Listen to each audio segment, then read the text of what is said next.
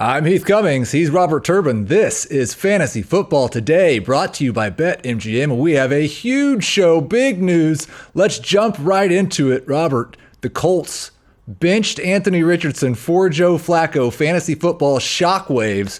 First off, what do you think of this move for the development of Anthony Richardson? Well, first, I just want to say, before we even get to the Colts, if you're wondering where Jamie is, everybody, he wanted to know what it was like to do a one-on-one drill with an NFL running back, and so now he's nursing an ankle. Okay, so his return is questionable. We'll see what happens for the rest of this show. But as far as Anthony Richardson is concerned, look, if he embraces this opportunity to sit back and learn similarly to what Bryce Young did, all right, with the Red Rocket there in Carolina, he could come out of this a much better quarterback. Joe Flacco is one of the more successful quarterbacks in the NFL when you talk about how he's been to the playoffs and obviously a Super Bowl champion. And if he can sit back and utilize this opportunity from a positive standpoint, he can turn out a much better player later on in his career when he gets his second opportunity to start. Flacco going to Minnesota this week to face the Vikings. He's been so fantastic for fantasy football over the last 2 years. 24 fantasy points per game. In the 8 games, he's played at least 80% of the snaps. This offense looks completely different with him under center. They're talking like he's the starter for the rest of the year. So what's your prognosis for this Colts offense with Flacco playing quarterback? Well, first of all, Joe Flacco should be the starter for the rest of the season. And the numbers don't lie, not only for him as a quarterback, but for the weapons that the Colts have at wide receiver. The numbers for Michael Pittman Jr. are going to be a lot better for fantasy managers with Joe Flacco starting at quarterback. Josh Downs' numbers are going to be much better with Joe Flacco starting at quarterback. Even Alec Pierce, you'll get some production from him, all right, with Joe Flacco being the starting quarterback for the Colts. So now you're looking at the Colts team, their roster, and saying it's not just about Jonathan Taylor anymore. These wide receivers can help fantasy managers. Yeah, you can see there we've got Josh Downs as a number 2 wide receiver this week. Somebody you have to start, Jamie. I think we had a little separation on Michael Pittman. I actually had him as a number 3 wide receiver. Looked like some people had him as a number 2 as well. I'm just going all in. Joe Flacco, I think, just gives you the opportunity to get all these guys back on the same page that we saw in those 3 games that he appeared in. So Pittman was playing at a high level. Downs was obviously the best of the Colts receivers. But this is such a great matchup, though. That's part of it, is the Vikings allow the most fantasy points to opposing wide receivers. And so I think the opportunity for Flacco to connect with these guys is certainly on the table there. So very excited to have Joe Flacco starting for Pittman and for Downs. All right. Hey, so Jamie, how's that ankle? How's that ankle, Jamie? It's all taped up, ready to go. Diontae Johnson is on the Baltimore Ravens. The Ravens trading almost nothing to the Carolina Panthers to acquire Diontae Johnson. And this doesn't, Robert, seem like the best situation from a fantasy perspective. You're going to a run-heavy team that already has Zay Flowers, already has Mark Andrews. Do you have any hope that Diontae Johnson can matter for fantasy football the rest of the season? Oh, absolutely. Oh, 100%. I would start Diontae Johnson. He's in a much better situation. You just mentioned it. Just because he's on a run-first team doesn't mean, from my vantage point, that his numbers are going to be low. This is a balanced team when you talk about the Ravens, because you have the MVP, a 2-time MVP at that, in Lamar Jackson. And this is exactly what the Ravens needed, an outside threat, somebody who can consistently make plays on the edge. So this, to me, is going to open up things for everybody from a fantasy standpoint. If you've got Mark Andrews, if you got Zay Flowers, this is a positive move for you for those players on your roster. Now, Jamie, we've not got Diontae Johnson ranked in our top 48 wide receivers. For you, is that just because first week, new team, we've seen guys play 10 to 15 snaps their first week with a new team, but later in the year, you think Johnson will be okay? We haven't ranked him because we were expecting him to be hurt. Right. He was dealing with the injury. So I think he'll probably get close. I think Robert is on the same page with us, but not on the same page with us from how we're viewing this. I think from the standpoint of, does he help the Ravens? 100%. Is he going to make plays for the Ravens? 100%. Is he going to get the targets that he needs to be a successful fantasy option? I think that's where we probably disagree a little bit.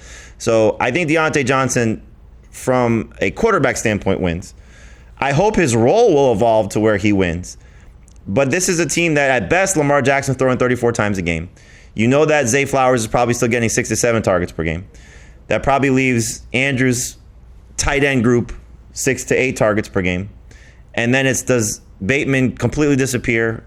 Does Justice Hill and his 2 to 3 targets disappear? Like, where does Diontae Johnson win from a target perspective? He'll get efficiency because of better throws.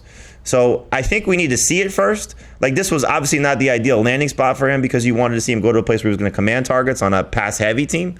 So there will be games where he's very good. We've seen it with Rashad Bateman. I just don't think it's going to be consistent to where Diontae Johnson's best in Pittsburgh, best what we saw with Andy Dalton this year.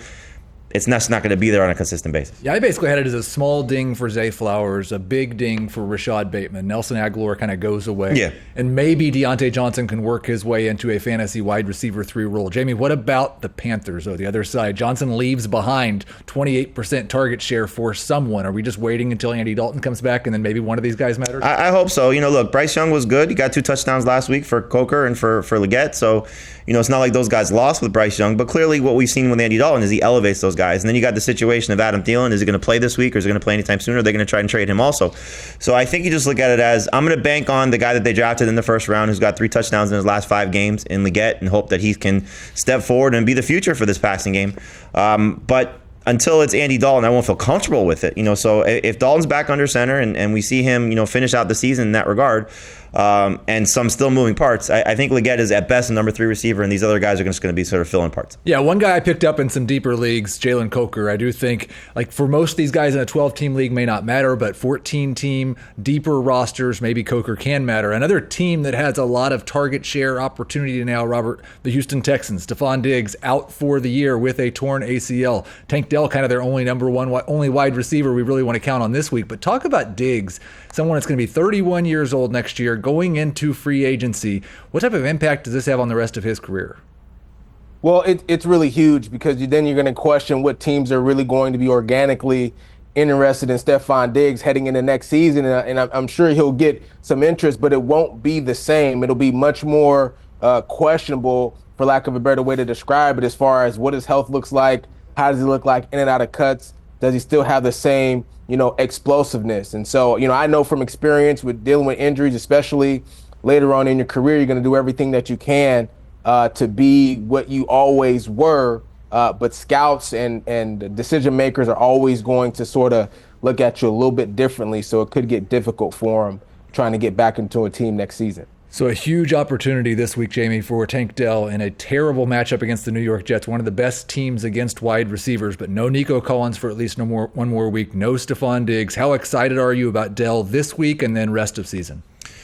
Rest of season, look, Nico Collins should be back next week, so that sort of lowers the expectations for him. And like you said, it is a tough matchup. But I mean, this is a guy that should be getting close to 8+ targets in this matchup. And we've seen when his targets have been there, he's been productive. Go back to last week, for example, and certainly the first game that Nico Collins missed. But it is going to be difficult for him. He hasn't had the same type of season that he had in his rookie campaign. We talked about this on our podcast. We're going to get the report in a week or two that, now he's finally healthy after the broken leg, similar to Tony Pollard, who took 11 weeks until he started to say the same thing with a similar injury. Yeah, injury, not industry. He's in the same industry. But I think for Dell, he's in the mix of a number 2 wide receiver. I have him just outside that. I know you and Dave Richard, our other colleague, are a little bit lower.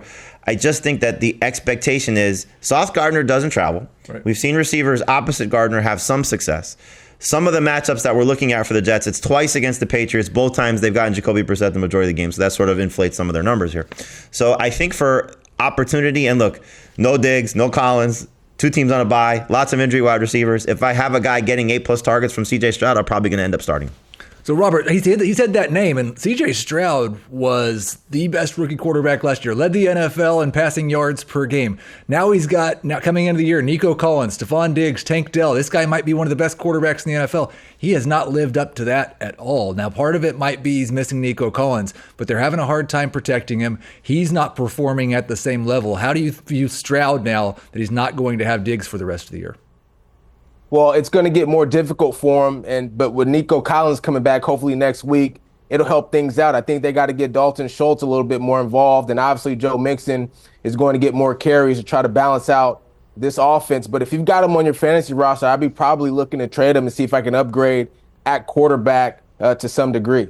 He said trade him, Jamie. We're not starting CJ. I don't have him ranked in my top 24. I don't know if it might be in somebody's top 20, but could you maybe drop CJ Stroud? Or because Nico's coming back, do you want to hold on to him? If you're going to start somebody else this week, do you have to hold on to CJ Stroud? It's going to be roster specific. I mean, I'd like to hold on to him because we did see some positive moments with Nico Collins on the field. And you know that those two guys have a strong connection. You know, again, if Dell gets back to that level and they find something maybe in one of these other guys, you know, that can fill the Diggs void, whether it's John Mechie or Xavier Hutchinson or, you know, maybe even Robert Woods, the ghost of Robert Woods. Or as Robert said, I'd like to see a little bit more from Dalton Schultz as well. I would prefer to hold him if I can, but if, like for me, I like Stafford better moving forward, at least at this point. I think you can obviously make a case for Bo Nix at this point for this week alone. We've seen a lot of quarterbacks up and down. You know, I know you're very high on Derek Carr this week, for example. You know, he's somebody that you can pivot to for this week if you're going to make a change. And so if you can't carry two quarterbacks, you're probably dropping him. Stroud and the Houston Texans at the New York Jets this week. We've talked about the Texans. We've got to talk about Aaron Rodgers. Jamie, I've got him as a borderline top 12 quarterback. This has been a good matchup for quarterbacks so far this season. We haven't seen Davante Adams pop off yet, but it seems like Rodgers has been a little better since he got there. He has back-to-back games over 20 fantasy points. This is an interesting defense because they've been beat up so much, and they are expecting to get some guys healthy. You know, that should certainly change some things. But that being said, yeah, he's certainly in the conversation to be a top 12 quarterback. Like, I would start Flacco over him. I would start, again, Stafford over him. I think even Bo Nix, just giving the matchups a little bit safer.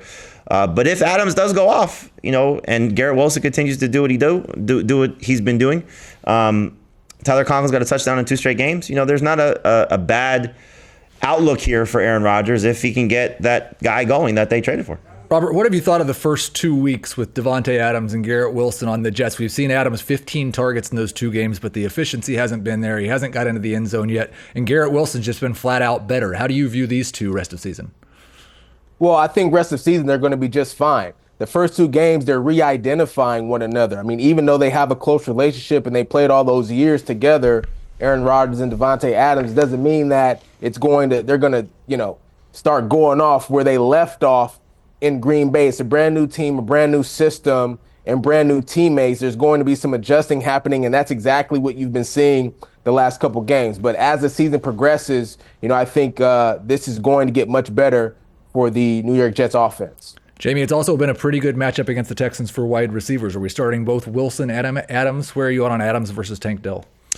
Adams slightly ahead of Tank Dell. You know, again, I think if you're looking upside, you can make the case Dell has a higher upside just based on the 2 games that we've seen for Adams with the Jets and Dell's opportunity here. But it's basically based on hope. You know, it's hope that they're going to connect, hope that this is going to get going, hope that the rapport that we saw in Green Bay for so many years is going to start to connect. But Wilson is the one you trust. You have to. I mean, you know, just based on what we've seen the last 2 weeks, and he just continues to get the targets and produce with the targets. So I know last week, for example, Christian Gonzalez followed Adams, and that opened things up for Wilson. But I still think it's Wilson's show right now. Until we see otherwise, where Adams starts to take over and become the lead receiver there, it's Wilson over Adams, and then both those guys over Dell. We'll be answering your tweets throughout today's show. Let's get to the first one. Remember, ask FFT on social media if you want our opinion. Is it time to sit Adams and play Downs over him? I'll start with you, Robert. Are you playing Josh Downs over Davante Adams? This week, yes. Joe Flacco's the starting quarterback for the Indianapolis Colts. He's got great rapport with Josh Downs. I'm going with Josh Downs this week over Adams. 100%. 100% agree as well. Who would have thought a couple of weeks ago we'd be starting Josh Downs over Davante Adams? In a couple of minutes, we'll be talking roster trends, most added, most dropped, most traded. We'll be right back.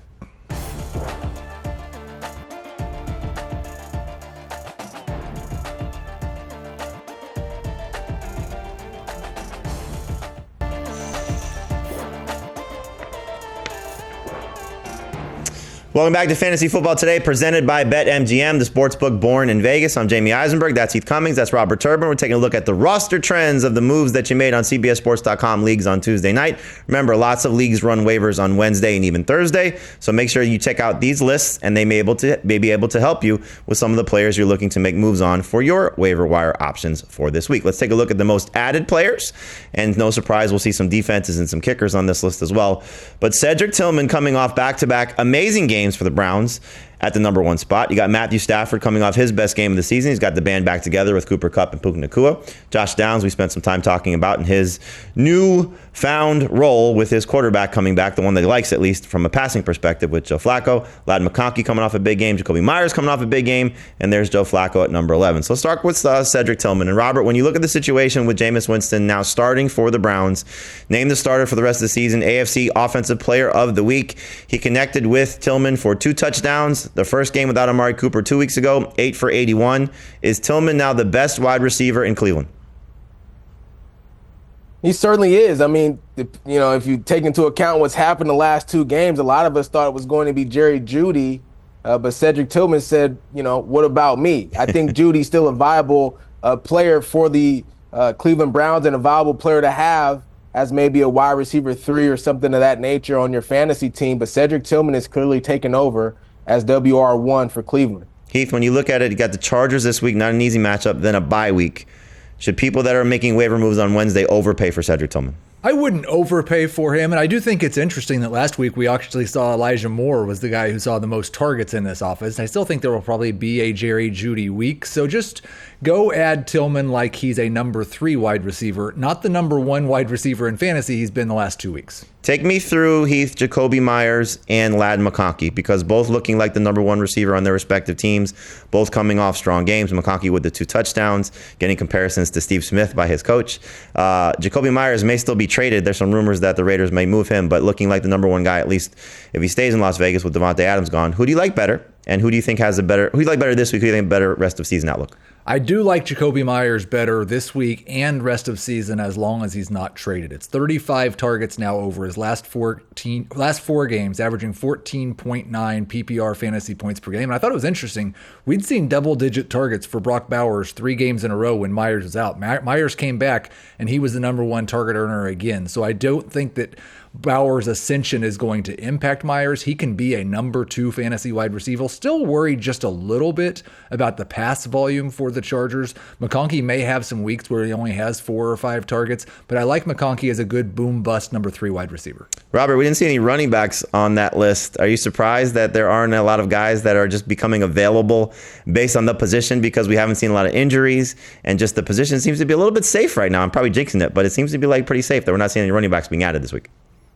Yeah, not shocked at all. There's not a whole lot of movement and things of that nature going on at the running back position. The guys who have been injured are injured. We've seen a few people come back, from injury. I think a lot of us are waiting to see what's going to happen with Christian McCaffrey, but not surprised that running backs aren't on that list right now, a steady position the last few weeks. And we'll talk a little bit more about the running back position coming up later in the show. Let's take a look at the most dropped players on CBSSports.com leagues. And you see the injured receivers at the top. Stefon Diggs, Christian Kirk, both out for the season. Diggs with the ACL, Kirk with the broken collarbone. Anthony Richardson. Heath, do you think people are giving up on him too soon? Well, I thought maybe they were until I heard Shane Steichen talk today and say that Flacco is not just the quarterback for this week, but the quarterback moving forward. I would want to hold Richardson in a Superflex or 2 QB league. I would want to hold him in a Dynasty league. But unless it's a really deep 1 QB league, I'm probably dropping him in redraft. We understand why Rashad Bateman's getting dropped, but I'm surprised, Robert, that Jalen McMillan's getting dropped already. Last week, he was one of the more popular pickups because of the injuries to Chris Godwin and Mike Evans. The targets were there for him in the game against Atlanta. The production was not, but it seems like he's going to be in the Chris Godwin role. If you saw McMillan on your waiver wire, would you be picking him up? Absolutely. I think you want to talk about people giving up on a player too early. It's definitely Jalen McMillan. It's only been 1 week. Give the kid a chance. All right. He's got to develop some rapport with Baker Mayfield. Keep in mind, he wasn't one of the top 2 or 3 wide receivers really on that team all season long. Okay. So now he's thrust into this number 1 role.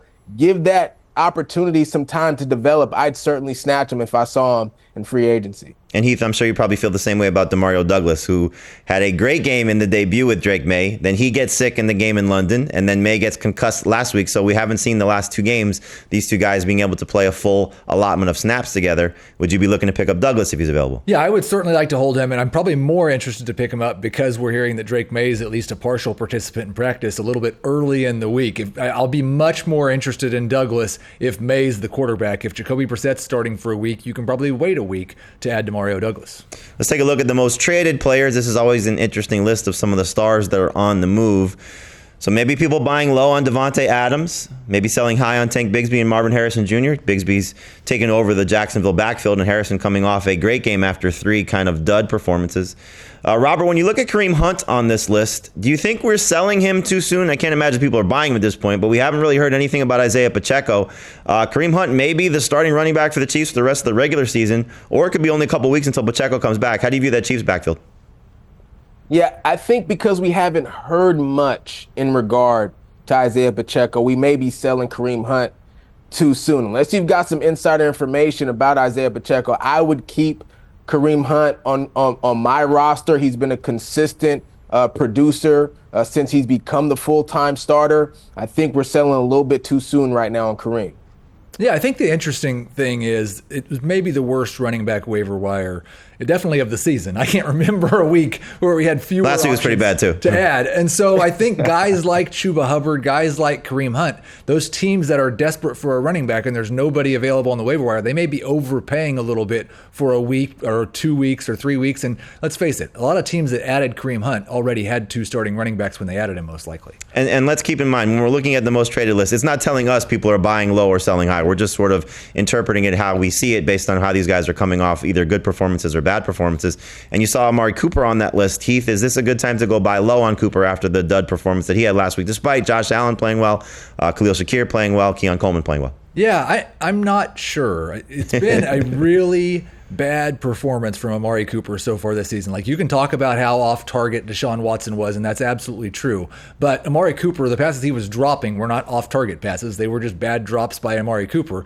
Keon Coleman is looking ascendant. Like, he is getting better and better and better. Khalil Shakir has dropped maybe one pass in his entire career, has a 90% catch rate over the last 2 seasons. I'm not sure that Cooper's going to move into an alpha role. So unless you're getting Cooper at a value to where you could just plug him in as a number 3 wide receiver, I'm probably not buying. Yeah, needs to have a strong game this week, and hopefully he does.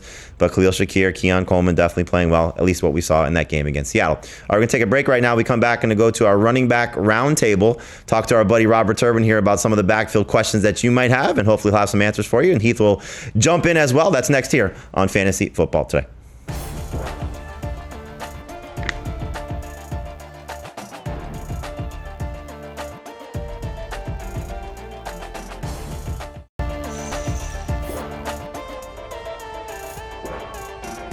Welcome back to Fantasy Football Today, presented by BetMGM. It's time now for our running back roundtable. We give you some topics about some backfields.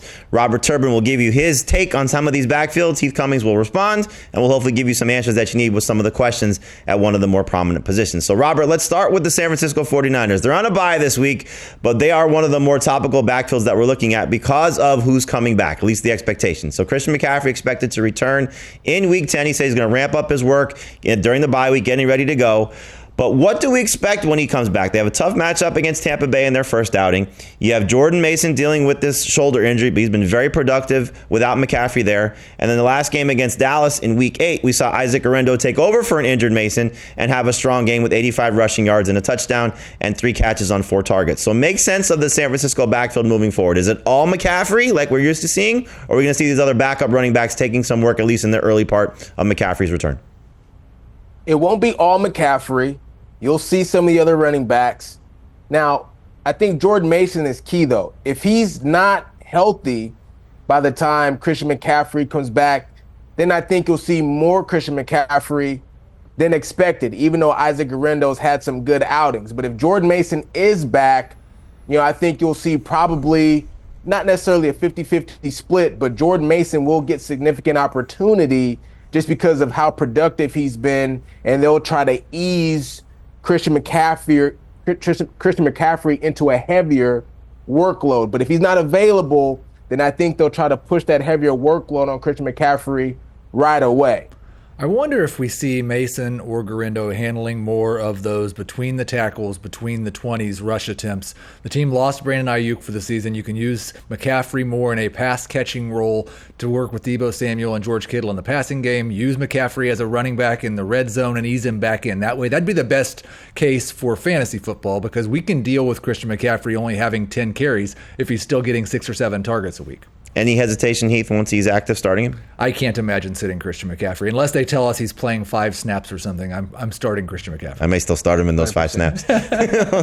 He still might do something special. Let's go to another backfield where there's a guy hopefully coming back, and that's Jonathon Brooks. He's eligible to return this week. We'll see if the Panthers decide to put him on the active roster. His 3-week window is closing at the end of this week in his recovery from last year's ACL tear at Texas. So, Robert, when you look at what Chuba Hubbard has done, most of his best production has come with Andy Dalton under center. center, but he's clearly been one of the better fantasy finds this season with his production for the Panthers.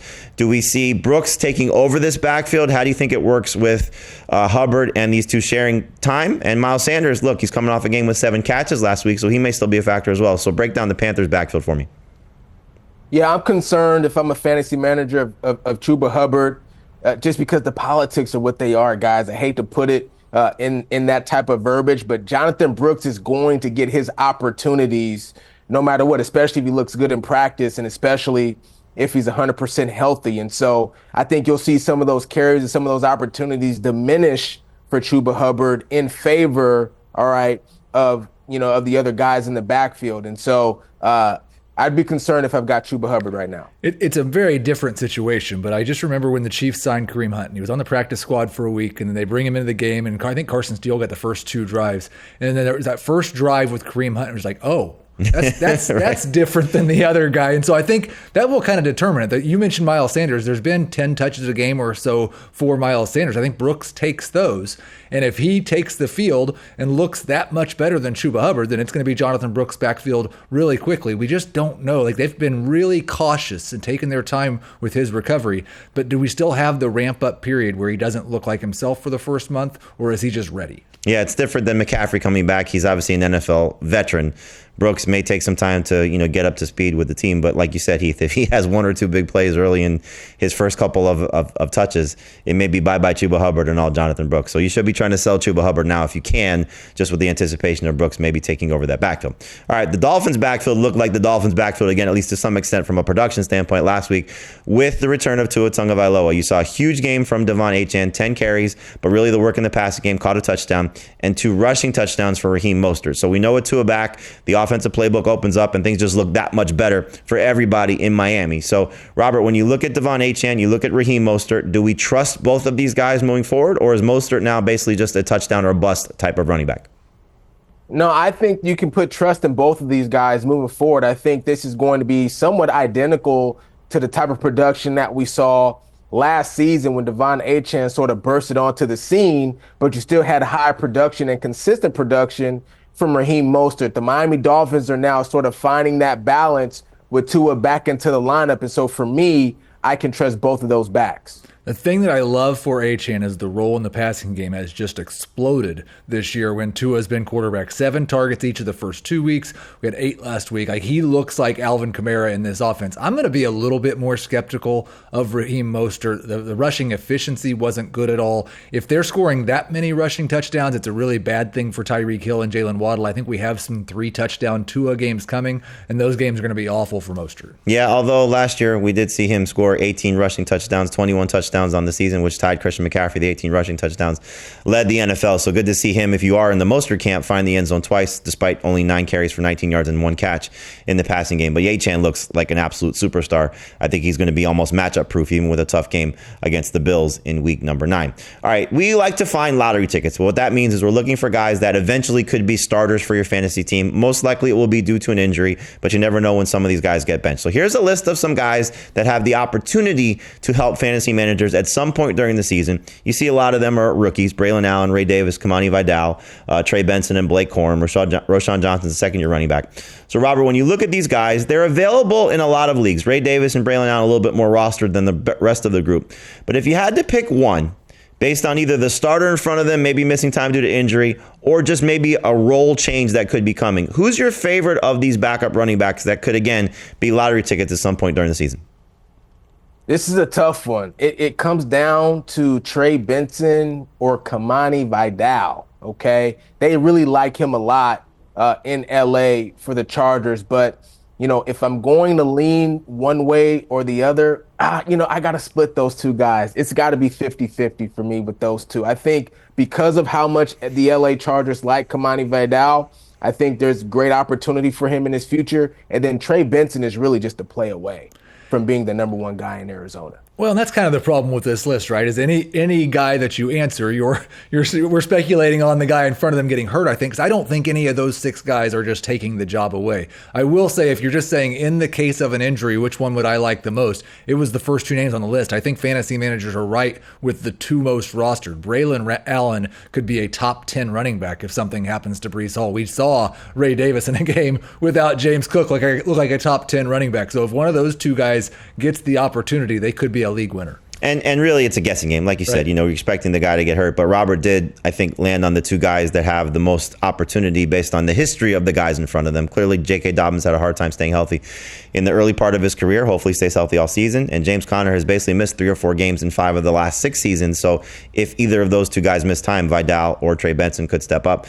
I would not be surprised if we saw a little bit more work for Blake Corum as they want to maybe ease the workload a little bit on Kyren Williams. They talked about this around this point last season, and he's just getting so many touches for the Rams. They don't want to see him break down, especially as this offense is about to take off. So Corum may get an opportunity, and Braylon Allen has been getting some work in tandem with Breece Hall. But we talked about this on our Fantasy Football Today podcast. The end of season schedule for the Jets is fantastic. If Braylon Hall were to get that opportunity as the starter for Breece Hall getting hurt, then we could see Allen as one of those league-winning type of running backs. All right, let's answer one of your questions here. Again, send them to us on Twitter or X using the hashtag AskFFT. Pepe wants to know, is it correct if I stay on the Khalil Herbert stash until Friday?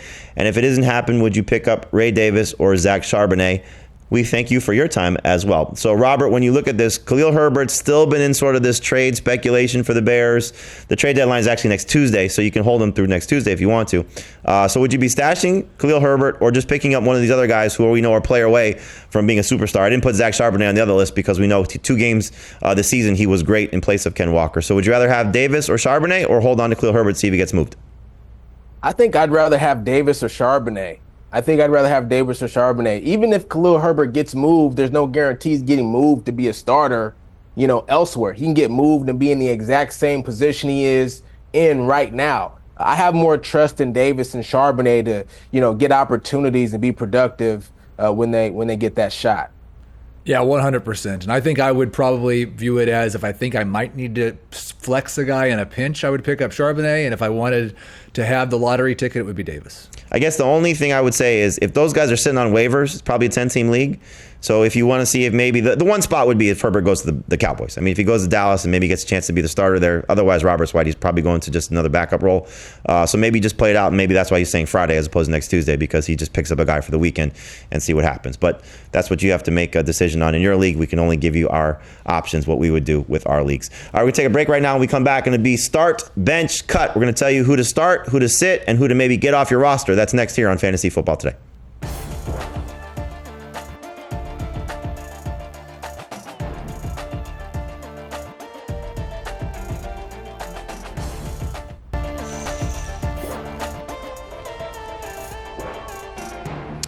Welcome back to Fantasy Football Today, presented by BetMGM. We're getting some practice reports in. So Andy Dalton, who missed last week's game with a thumb injury following his car accident, back at practice on Wednesday. So maybe he will be the starter for the Panthers, as we discussed with Xavier Legette and Jalen Coker. That could increase the outlook for those guys. Tyjae Spears might be able to return for the Titans in their matchup against the Patriots. So could be a good flex option for you there. And Dameon Pierce is not going to play on Thursday night. He's been ruled out. So maybe more touches for Joe Mixon moving forward in a relatively good matchup against the New York Jets. I don't know if you want to necessarily call it a bad matchup, but there's really no bad matchups for Joe Mixon at this point.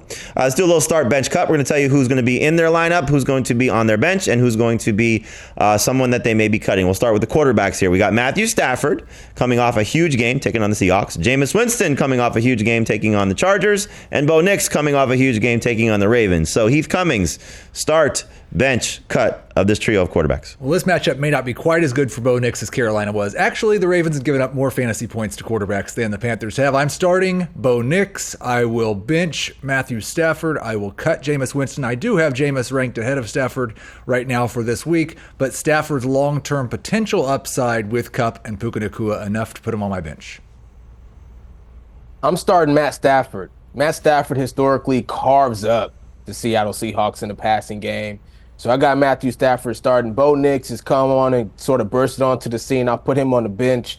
And I love Jameis Winston and his energy and his leadership, but I got to cut him because he's likely to throw 4 interceptions in any given game. Given game. He definitely does have that potential. I'm going to go the same route as Robert. I think Matthew Stafford, with his guys back, it's now 5 of his last 6 games or 6 of his last 7 games, over 22 fantasy points going back to last year when he's had Kupp and Nakua on the field for a full game. So hopefully that's what we see for the rest of the season.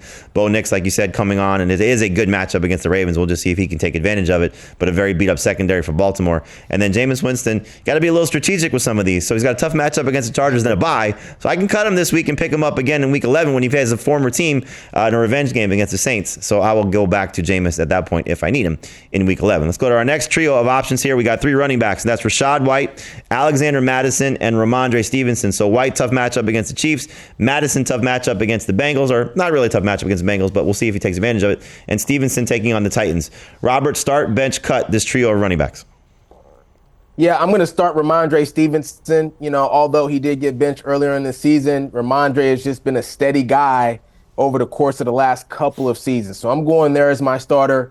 On the bench, I'm actually going to lean towards Mattison on the bench. All right, in this situation. And a lot of it has to do with the fact that he's really taken over the number 1 running back spot in Las Vegas, and he's getting the bulk of the carries right now. Rachaad White is still splitting a lot of time, even though he's very productive in the passing game.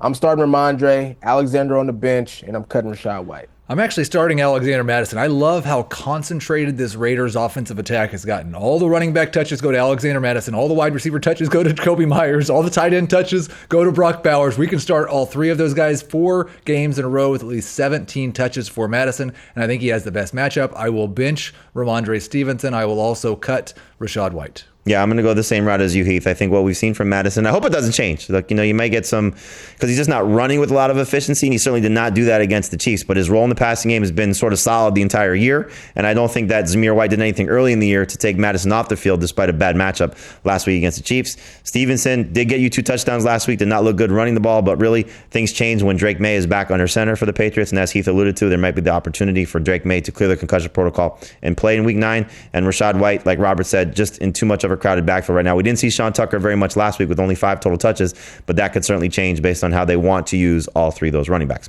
All right, next trio of options we're looking at here. We got 3 wide receivers. We got Jacoby Myers, Cortland Sutton, and Ladd McConkey. All 3 coming off good games.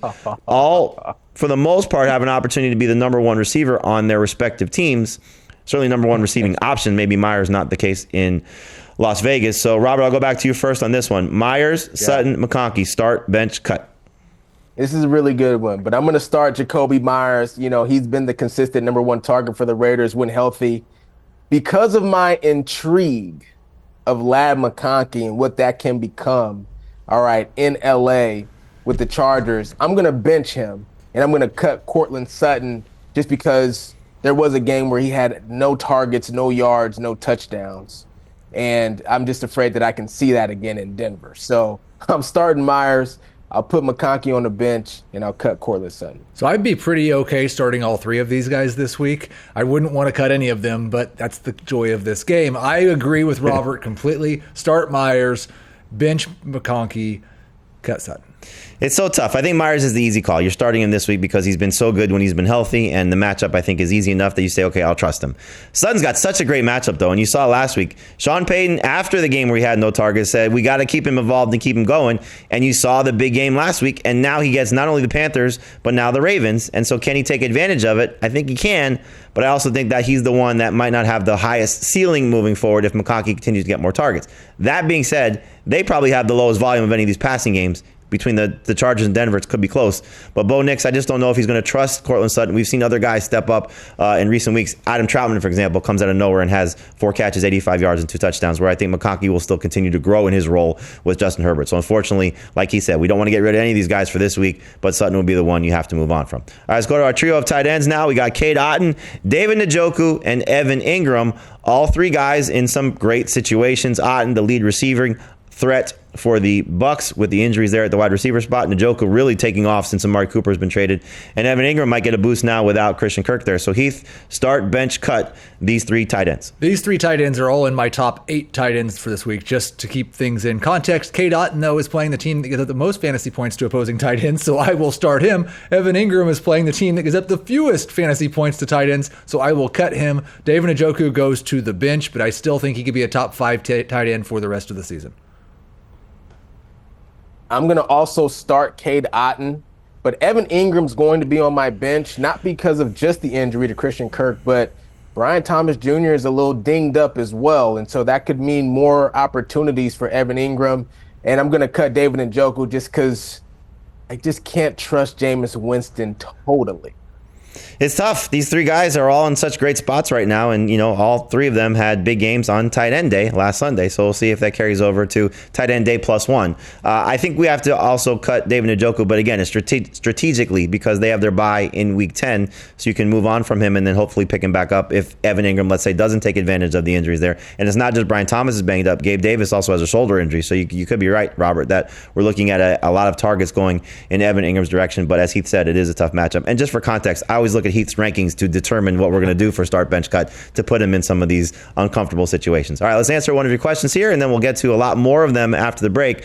But Julian wants to know, PPR, Jaden Reed or Cedric Tillman? Heath, are you ready to start Tillman over Reed? I will start Tillman over Reed if Jordan Love's not healthy. If Jordan Love is healthy, then it's Reed over Tillman for me. Robert? Exact same thing. Yep. If Jordan Love is healthy, I'm going Reed.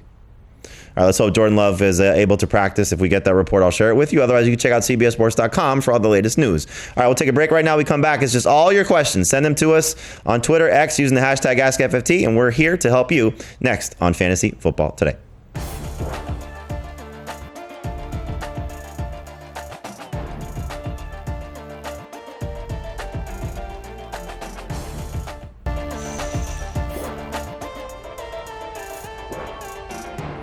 Welcome back to Fantasy Football Today, presented by BetMGM. You have questions, we have answers. Thank you for using the hashtag AskFFT. And here we go. Andy wants to know, even though he's RB1, is it fine to sell Derrick Henry super high because of a very tough schedule, plus the potential of Keaton Mitchell taking a few snaps soon? So, Robert, if you have Derrick Henry, would you be looking to trade him for maybe 2 parts that could help you, a receiver that might be, one of the top upper echelon guys? Would you be looking to move on from Derrick Henry right now? I won't say absolutely, but I would consider it. As long as I'm going to get, in return a Justin Jefferson, maybe an A.J. Brown, you have to get significant return, knowing that you have depth at running back and you need help at another position. We just talked about this on the podcast this morning, but Breece Hall faces Jacksonville, the Rams, and the Bills in the fantasy playoffs. Can you go get Breece Hall and a George Pickens, or Breece Hall and another number 2 wide receiver? I'd be all in. Yep, it's not a bad idea to explore the trade. Plus, he's also 30 years old, getting a lot of work, and we know how that typically tends to go for older running backs. All right, next question. Tim wants to know, who has more value rest of season in PPR, Xavier Legette or Keon Coleman? So which rookie receiver do you like better, Heath? I could understand the volume argument for Legette, but I've been pretty impressed with Coleman the last couple of weeks, and he's catching passes from Josh Allen, so I'll go Coleman. Robert? I'm going Keon Coleman as well. I was at the game in Seattle last week. Buffalo was in town. They are purposely trying to get Keon Coleman involved early in games. I like Keon Coleman here. I would agree. Quarterback gives him the edge. Next question. Josh wants to know, with Diontae Johnson being traded, so I drop Rico Dowdle for Adam Thielen. Also need one for flex this week of Keon Coleman, Javonte Williams, JSN, or Diontae Johnson. So, Heath, I'll give you the lineup decision. Robert, would you drop Rico Dowdle to pick up Adam Thielen? No. I don't really want to roster either one of them. I would flex Javonte Williams. I will actually flex JSN if DK Metcalf does not play. Javonte Williams against Baltimore makes me a little bit nervous. Next question. Holmes wants to know, who do I start? Darnell Mooney or Josh Downs? Oh, my gosh. Darnell Mooney. Both. You're probably starting somebody I wouldn't start over them. They're both top 18 for me, but I'm going to say Mooney. I would go Mooney as well, but it's getting dangerously close for Josh Downs to pass Darnell Mooney based on how things are looking for the Colts offense there with Joe Flacco. It just seems like I just hope Darnell Mooney is not just, hey, let's play the Bucs, and he goes off against the Bucs. All right, that'll do it for us here on Fantasy Football Today. Make sure you check out our Fantasy Football Today podcast wherever podcasts are found. We help you dominate your fantasy leagues. We're on the air all the time. You can check us out on YouTube as well. The Fantasy Football Today podcast. For Heath, for Robert, I'm Jamie. Thanks for watching Fantasy Football Today.